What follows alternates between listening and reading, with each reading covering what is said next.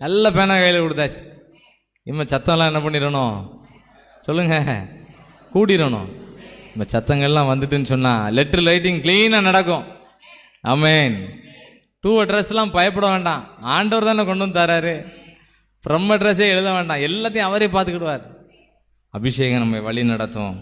நம்ம அபிஷேகத்துக்காக ஜெபிக்க போகிறோம். பாட்டு படிக்க ஸ்பீடில் ஒரு குறிப்புக்காக ஜெபம் பண்ணியாச்சு.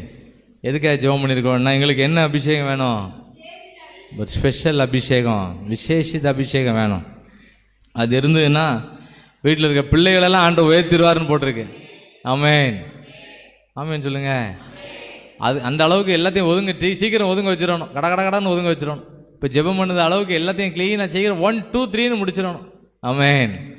அபிஷேகம் இருந்ததுன்னா தானியேலை உயர்த்துறதுக்கு ராஜா பிளான் பண்ணாராம். நல்ல ராஜா, அபிஷேகம் உள்ளே இருக்கனால ராஜாவுக்கு தானியேலுக்கு ஒரு உயர்வு கிடச்சிது. முதல் ஜெபருக்கு போய் ஜெபம் பண்ணியிருக்கோம். ரெண்டாவது, ஆண்டவர் நமக்கு நினைப்பூட்டும் அபிஷேகம். நினைப்பூட்டணும். எதை நினைப்பூட்டணும்னா, அன்றைக்கி நம்ம ஜெபம் பண்ணோம், வசனத்தை நமக்கு நினைப்பூட்டணும். வசனம் என்ன வாசித்து கடைசியாக என்ன வாசித்துட்டு இருக்கோம் சொல்லுங்க பார்ப்போம்.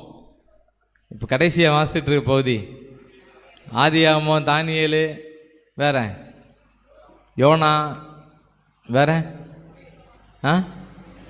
சாமுவேல், என்ன வாசிக்கன்னே தெரியலையே. நினைப்பூட்டும் அபிஷேகம் வந்துன்னு வச்சுக்கோங்க, க்ளீனாக தூக்கிடலாம். ஏசாயா,